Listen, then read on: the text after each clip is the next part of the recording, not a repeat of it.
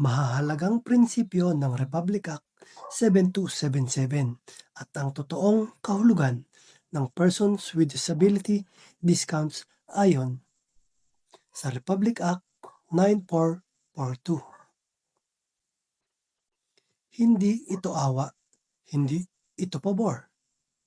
Ito ay karapatan ng persons with disability. Tatlong pundasyon ang Republic Act 7277. Una, pantay na karapatan. Ang persons with disability ay hindi mas mababa, hindi mas mataas.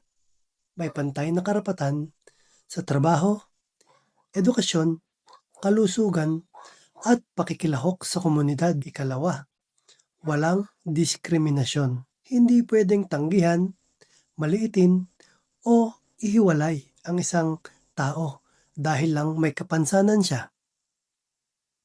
Ikatlo, buong pagsasama sa lipunan. Ang persons with disability ay hindi itinatago, hindi inilalayo. Sila ay kasama, kalahok, at kinikilala. Dahil sa Republic Act 9442 Amendment ng RA 7277, may 20% discount at VAT exemption ang persons with disability sa pagkain sa restaurants, hotel and lodging, sinehan at recreation, gamot at medical supplies, piling basic necessities, at ngayon kasama na rin ang prime commodities. Hindi ito special treatment. Ito ay proteksyon ng batas para sa mas patas na pamumuhay. Tandaan, kapag tinanggihan ang persons with disability ng walang legal na basehan, ito ay paglabag sa batas. I-share kung naniniwala kang ang dignidad ay hindi dapat pinagkakait.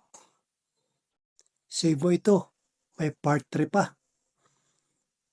Kung gusto mo ng malinaw, patas, at makataong paliwanag, follow Boss Lekem, nagbibigay ng inspirasyon, pag-asa, at tumutulong isulong ang karapatan ng persons with disabilities. At huwag kalimutang i-share ang video na ito.